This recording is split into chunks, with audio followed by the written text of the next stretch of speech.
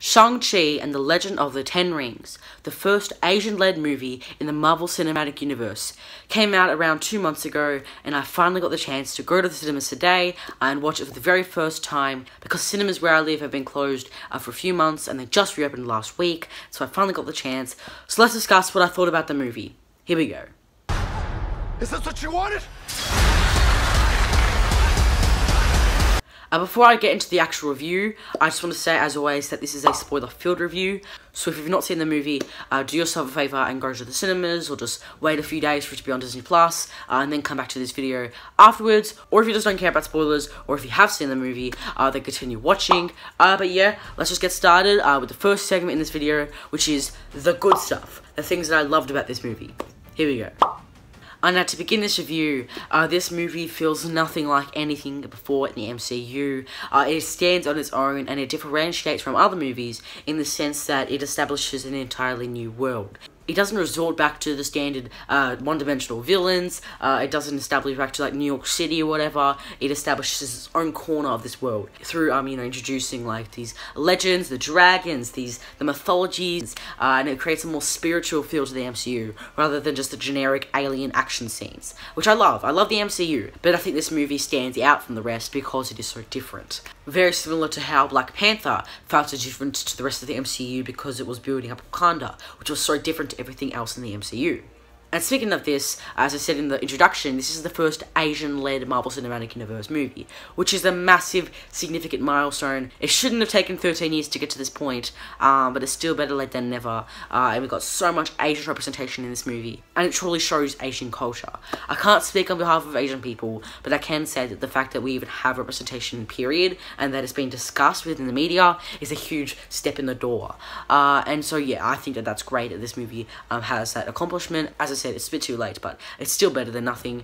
Probably the thing that I loved the most about this movie is the villain Wenwu. He is easily the standout for me, and he's shown to be so three-dimensional and just so complicated and so complex. He has a really good motivation, and they show his backstory rather than just the desire for power like most MCU villains. Wenwu differentiates in the sense that it is so personal and so grounded. It's about family, as I'll say in the next point. But yeah, he has such great motivation in terms of wanting to save his wife, and you see through the flashbacks of why he, at the start, okay, maybe you could argue he's just a generic villain, because they say all he wants is just power. They say that in the opening scenes, but then later on you see him, the real reason that he's doing these terrible things is because he just wants to reconnect with his wife. And his own desires to be with his wife and ignoring common sense actually ends up being his downfall and ends up leading to his death because he gets eaten by the dragon, of which he kept on denying was a real thing, but then it ends up being a dragon, and you realise, his past caught up to him, and, he should have listened to the other people in the first place. And Tony Leung is incredible as well, and his relationship with Shang-Chi is incredible. And speaking of this relationship, the family dynamic in this movie is central, with the relationships playing a very large role. You have so many relationships. Obviously, at its core, it is a father-son sort of relationship, as well as a father-daughter relationship with Shang-Chi's sister as well. And every single character in this movie has some really good payoff in the third act. The flashbacks in particular really stood out to me, and they really helped to provide context and make you resonate with each character and each relationship, such as, at the start you see when we're training Shang-Chi, and you see from an early age, why Shang-Chi is like this, and then you also see that the sister, is kind of a bad person because she never got trained herself, and so she feels, left out, and then she trains herself. That was great. And then you see, when we're coming home, realizing that Shang-Chi was just watching his mum die, and he's like, why didn't you do anything? And that leads to him being very, very angry, putting the rings back on and going out to be a terrible villain again. And you have all these great scenes that help to tie the loose ends, provide more context, as I said. They might explain something, and then there's a flashback scene later on which actually shows the event that they're talking about, and that helps to create a bigger picture in mind and help to connect everything together, if that makes sense. And yeah, there was also this one line that really stood out to me. It was something like, "A blood debt requires blood in return," or something. And that was really impactful. And there was this one scene between Katey and Shang-Chi, which was like, I'm going to kill him, I'm going to finish this deed. And that relationship between Shang-Chi and Wenwu was really tested throughout the course of the movie, and I really appreciated that. It was really, really good. I loved their relationship, their dynamic throughout the whole movie. And another pro about this movie is the action is incredible too. And a lot of people I know were saying that like they felt it was just overstuffed with CGI because it's Marvel and stuff. I don't know if I 100% get that impression. Maybe towards the third act, which we'll talk about later on in this video, maybe I did feel it was a little bit overstuffed with CGI. But personally, the hand-to-hand combat was great. And, you know, some scenes that particularly stood out to me was a train sequence, of course. You know, Destin and everyone talked about how they filmed that scene for a month. And I thought it was awesome. It had a lot of Jackie Chan inspiration. I haven't seen those movies, but from what everyone's saying, it's heavily inspired by that, and it's really, really cool. And the way, you know, takes his jacket off and puts it back on, and, like, how he utilizes the environment around him, that is awesome. And rest in peace the stunt choreographer who passed away after making this movie. So yeah, great job. And some other scenes, like, you know, them driving through the forest and stuff, that was great. And of course, the one I think everyone talks about the most, which is Wenwu meeting his wife, the forest scene. The first probably like 5 minutes of this movie are probably my favorite part of the movie. It was incredible, not only visually, but just in terms of the choreography, the story they were telling, and Wenwu was interesting from the get-go, you know, in terms of wanting power and stuff. Reminded me a lot of the Fire Nation from Avatar The Last Airbender, in terms of just wanting like, to take over land and stuff like that. And, you know, he was powerful, but then once he meets his wife, or his future wife, everything starts to change, and he begins to question if what he's doing is correct. And it's only his love that helps to get rid of his villainous ways. And that scene is incredible. I loved it so much. The music, how it's more like dance rather than actual like hand-to-hand combat. It was really, really cool, really beautiful to watch. It was just so elegant the way in which Wenwu was able to be defeated by his wife. I'm sorry, I don't know the names entirely. I apologize for that. And also the final fight scene between Shang-Chi and Wenwu. It was short, as I'll describe later on in this video. But definitely, I think it was really, really good for the few seconds that we did get of that fight. And speaking of this, visually, it is by far one of the best MCU movies. The colours, the CGI, and some really cool camera shots, like the way that it pans over each character, as I said in the opening scene. That was awesome. It was so beautiful to watch, especially on the big screen. Biggest screen possible. Please do yourself a favour and go and see this on the biggest screen possible. It was incredible to look at. As I said, the colour schemes with the rings and like the red versus blue in the final battle. Doesn't make sense? Probably not. It was still really, really cool to watch, and the dragons stood out. Awesome. I really love the visuals in this movie. It was beautiful. I loved watching it. And also the soundtrack is really, really great. And each song helps to really set the tone in each scene. And I think that helped the movie a lot.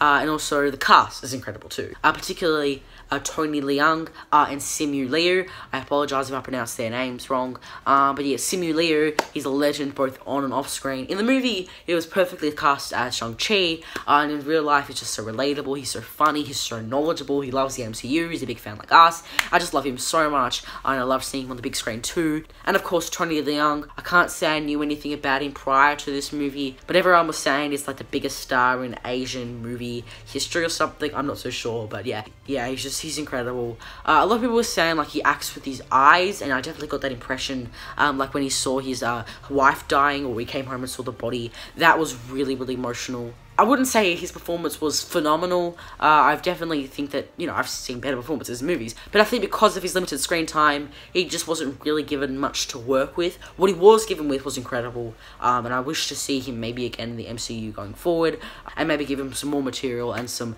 more of a range to work with, if that makes sense. So yeah, a lot of things I loved in this movie, however, there is definitely some stuff that I wish this movie improved on. So let's just get on with the next section in this video, which is the mixed stuff, which are things that I didn't necessarily hate. They didn't tear down the movie for me, but they didn't necessarily make me like it anymore. This is the mixed stuff. Here we go. And now, there are two real major complaints I hear regarding this movie, and that's mainly about it resorting back to its MCU, like tone, CGI, and stuff like that. And after watching the movie, and specifically in regards to humour, I can understand where a lot of people are coming from. The humour is definitely a hit or miss throughout the movie, particularly with the comedic relief characters, Katey and Trevor. Personally, Katey started off perfectly fine. I was like, why are people complaining? However, as the movie went on and she started appearing in scenes, too many scenes, and scenes that I feel like she wasn't even needed in, specifically some like dramatic scenes, and then she just said a one line or something. I'm just like, Katey, I don't know if you need to be here. Awkwafina, not everyone's gonna love her. I didn't mind her in this movie, but I can definitely see why some people don't like her. And Trevor and his pet I didn't really see a need for him in this movie, and I'll touch on this in a bit. He was, I guess, a little bit funny. I can't say that I was the biggest fan of his appearance in this movie. I don't really know, as I said, why he was there. But yeah, it was okay. And yeah, I read a lot of people saying that, like, they were surprised about how much Trevor was actually in this movie, and so I expected going into this movie that he was going to be in it quite a bit as soon as he was introduced. He wasn't in it as much as I thought he was going to be in it, given those comments. He was only really in it for 2 scenes, one in the jail, and then, you know, escorting them to through the maze and stuff, and then maybe once or twice after that in the village. He wasn't really in it much, and yeah, I don't see why he had to be in there. He was basically in there just to show, you know, the ties from Iron Man 3. Doesn't really make a difference to me, and so yeah. Anyways, moving on. Another thing I noticed while watching this movie, and at least in the first probably like 20 minutes or so, is a lot of exposition. It's an origin movie, and so they have to introduce to the audience who these characters are, what their relationships are, what the story is before you get to like the 3rd act where everything, you know, that's been established can really, you know, hit its peak, right? But I feel like in this movie, the first 10 to 20 minutes are really, they really do feel forced in. There was this one line with Katey and Shang-Chi, and it was just like, we've been friends for 10 years, Shang-Chi, you can trust me to drive this car. And it's just like, that's like the most cliche line you could possibly include. I literally looked at my sister in that scene in the cinema, and I was just like, really? Because I literally saw a TikTok about this, and it's just like, every single rom-com be like, we've been friends for 20 years, you can tell me anything, and it's literally what happened in this movie. A lot of it was just like, so, when are you getting your job? I love my job as a valet, and it's just, it really felt really forced to kind of like, cliche, if that makes sense. But it wasn't too bad. I mean, I'm not going to say the movie was bad because of it, it's just something worth noting. It wasn't the best part of the movie. And yeah, also you have like the first 5 minutes, you know, with Wenwu meeting his wife and stuff. That was an awesome scene. And then they just randomly cut to Shang-Chi waking up and then, you know, meeting Katey in the valet thing. And it's just like, whoa, that kind of came out of nowhere. It's a huge tonal shift going from a serious, like, really beautiful story of romance. Now they're just in the modern day. And it's just jumped 20 years and they're in the modern day. And it's about valet parking and they're just joking around and stuff. Just like, whoa, okay, I need to really process this right now. It's not bad. It just took a while for me to get used to that, and it was just a completely different feel to how the movie started off. But yeah, it wasn't too drastic enough for me to not like this movie at all. And yeah, as I said before, the cameos. Of course, you've got Wong, you've got Abomination, and you've got, of course, at the end, post-credit scene with Captain Marvel and Hulk, and then you've also got Trevor. Okay, maybe you can say that it's kind of being forced in just to show to the people, you know, this movie is still part of the Marvel Cinematic Universe, even though you don't need that to make it, you know, be an MCU movie. They're kind of just there just to remind the audience that it is still one, right? And so, yeah, doesn't really change my perception of the movie. It's just something like, okay, don't see why you're here. I mean, it was cool seeing Wong in Abomination fight. That was cool. And yeah, they weren't really in it much at all. I wasn't expecting them to be in it that much. But yeah, doesn't really make a difference. It's just something like, okay, you know, we're going to be getting to like Shang-Chi's story, you know, the reason why we're here today. Anyways, so let's move on to the things that I didn't really love about this movie and that I kind of disliked about the movie. This is the bad stuff. Here we go. Now, probably the biggest problem I have with this movie is the 3rd act, which I found somewhat underwhelming. You know, the main reason because of this, I mean, visuals is incredible, and like the CGI with the dragon and stuff, that was all really, really good. But the main reason is just because there was too much focus on the dragon and not enough of the Wenwu fight. I was really anticipating Wenwu to attack the village with the army, this massive conflict between the armies, and this amazing fight between Shang-Chi and Wenwu. I was like, here we go. And then it's just Wenwu like banging a wall and dragons coming out. And then they're just like attacking the dragons and stuff. And then there's dragons versus dragons. And so it's just like, alright, who are we focusing on here? Because Wenwu felt more of a secondary villain than a primary villain. Like there was just one line that was just like, oh yeah, your father is over there, stop him. And I was just like, isn't that who we were talking about for the last like 2 hours? Why is he just being put on the backbench here? Like, we'll bring him to the front. You know, I want to see more of Shang-Chi versus Wenwu, and it was literally only, like, 10 seconds, I swear, the fight went so fast. And, you know, even just the death and the redemption, it's really rushed. You know, he gives them the rings, which is great, and then they just completely just forget about that because they've got to go fight the dragon. I mean, the dragon was really, really cool, don't get me wrong. It's just like, this isn't who we came here for. This isn't, you know, the thing that we'd been building up. And as I said, I liked that the dragon murdered Wenwu because it was his past catching up with him. But at the same time, I'm just like, man, I really wish we saw some more conflict between the two of them. And yeah, like, while the action looks good, some stuff really does annoy me of, like, how Katey just happened to coincidentally be the only one left, and she had a few hours of training and could suddenly shoot the arrow at the dragon's neck and take it out. Oh yeah, and that kind of stuff definitely took me out of the final act, and it was just kind of prolonged, and it just felt like they threw a lot of stuff on the wall and saw what stuck and saw what didn't. However, one thing that I did love was there was some great payoff, as I said earlier on, in terms of characters. Like Shang-Chi's sister, they say, you know, I'll leave you again. And he grabs tired of her with the rings. I really liked that. That was a cool scene. And I did really like the dialogue between Shang-Chi and Wenwu, where he says, like, even if she was still alive, what makes you think that she'll want to be with a person like you, or something like that. And then, you know, Shang-Chi says, you trained me to kill, so should I kill you? Is this what you always wanted? That was a great scene. And as I said, they had a great dynamic throughout the entire movie. And the awkward family dinner scenes and stuff, that was great. Yeah, I just loved Wenwu so much.